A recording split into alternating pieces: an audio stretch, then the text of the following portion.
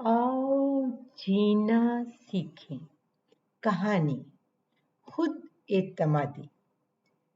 हुसैन एक ज़हीन और मिलनसार बच्चा था, लेकिन इसमें खुद एतमादी की थोड़ी कमी थी।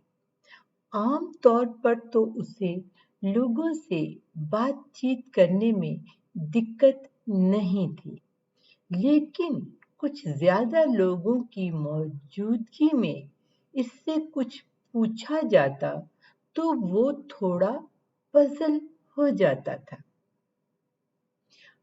उसके वालिद गवर्नमेंट मुलाजिम थे और इनका तबादला बहावलपुर हो गया और इस तरह वो लोग खानपुर से बहावलपुर शिफ्ट हो गए।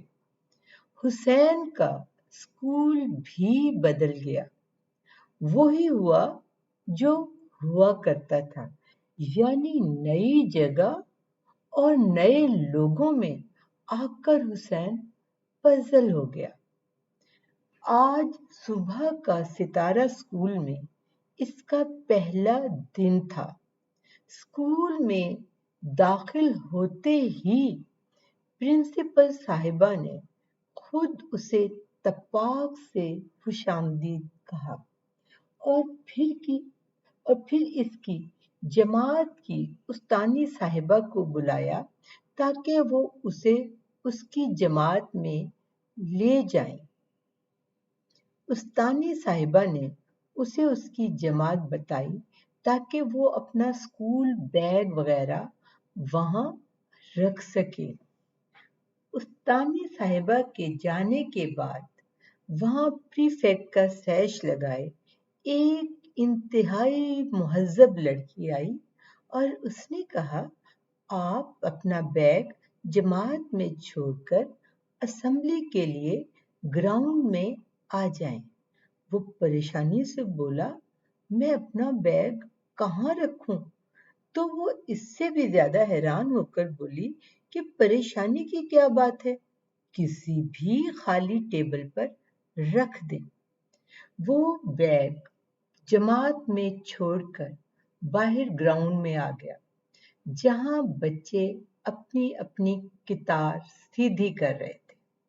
उसने लाइन सीधी करने का इससे आसान तरीका पहले कभी ना देखा था। हर बच्चा अपने हाथ और बाजू खोलता और आगे वाले बच्चे के कंधों तक फैलाता और उसे अपने और आगे वाले बच्चे के दरमियान फासला मानकर आगे वाले बच्चे के पीछे खड़ा हो जाता। वो हैरान था, किसी किस्म के शोर शराबे के बगैर लाइन बिल्कुल सीधी बनी थी। असेंबली में 7वीं जमात की टर्न थी।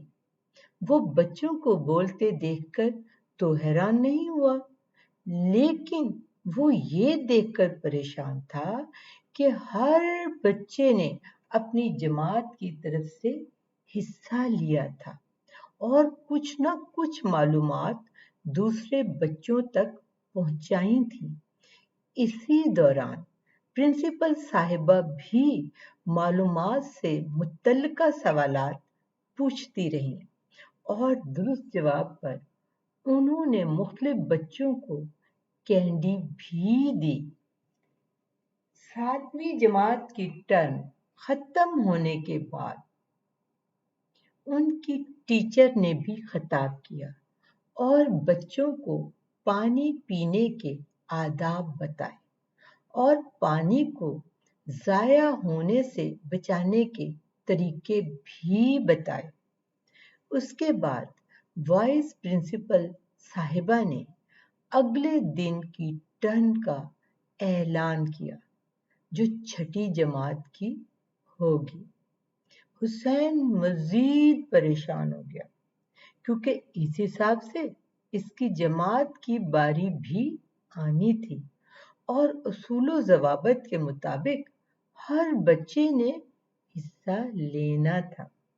असेंबली खत्म होने के बाद इन लोगों ने مارچ کیا اور گراؤنڈ کے گرد 3 چکر لگائے اور اس کے بعد وہ اپنی کمرہ جماعت میں آ گئے جہاں ایک نیا امتحان حسین کا منتظر تھا۔ جماعت میں بچے اس سے مختلف سوالات پوچھ رہے تھے۔ ٹیچر کو آتے دیکھ کر ان لوگوں نے جلدی جلدی اپنی کاپیاں اور پیریڈ سے متعلقہ کتابیں کھول لیں۔ ٹیچر نے جماعت میں داخل ہوتے ہی انتہائی خوشگواری سے بچوں کو سلام کیا اور ان کا حال احوال پوچھا، اور پھر ان کی نظر حسین پر پڑی تو انہوں نے اس سے مخاطب ہو کر اسے اپنا تعارف کروانے کا کہا۔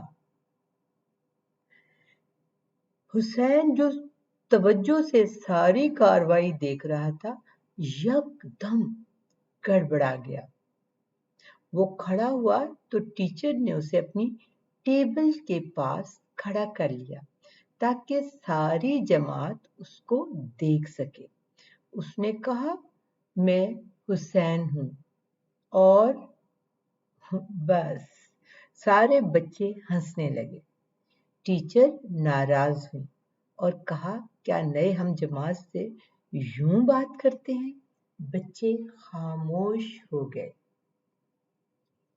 ٹیچر نے حسین سے مختلف سوالات پوچھے، مثلاً آپ کہاں سے آئے ہیں؟ آپ کو اپنے اسکول کی کون سی بات سب سے زیادہ اچھی لگتی تھی؟ کتنے دوست وغیرہ تھے؟ اس طرح سے اسے جواب دینے میں قدرے آسانی ہوگی۔ اس کے تعارف کے بعد جماعت کے ریپرزینٹر نے اسے پوری جماعت کی طرف سے خوش آمدید کہا اور کسی قسم کی مشکل میں مدد لینے کا بھی کہا۔ جماعت کا کام شروع ہو گیا اور تمام بچے توجہ سے اپنا کام کرنے لگے۔ بریک میں بچے اس کو اپنے ساتھ لے کر کھیل کے گراؤنڈ میں آ گئے۔ گراؤنڈ چھوٹا تھا لیکن صاف ستھرا تھا۔ چاروں طرف پھولوں کی کیاریاں تھیں۔ طاہر نے اسے کھانے کو کینڈی دی جو اس نے شکریہ کے ساتھ قبول کر لی۔ کینڈی کھانے کے بعد اس نے ریپر وہیں گراؤنڈ میں پھینک دیا تو طاہر نے اسے کچھ ناخوشگواری سے دیکھا، لیکن کچھ کہے بغیر ریپر اٹھایا اور ویسٹ بن میں ڈال دیا۔ ویسٹ بن گراؤنڈ میں نہیں رکھا گیا تھا تاکہ کھیلنے میں دقت نہ ہو۔ طاہر واپس آ کر دوبارہ محمد اور اس کے ساتھ خوشگوار موڈ میں کھیلنے لگا، لیکن حسین اس کے چہرے پر آنے والی ناگواری کو بھول نہیں سکا، جس سے اسے اندازہ ہو گیا تھا کہ یہاں ویسٹ بن کے علاوہ اور کہیں بھی گند نہیں پھینکا جا سکتا۔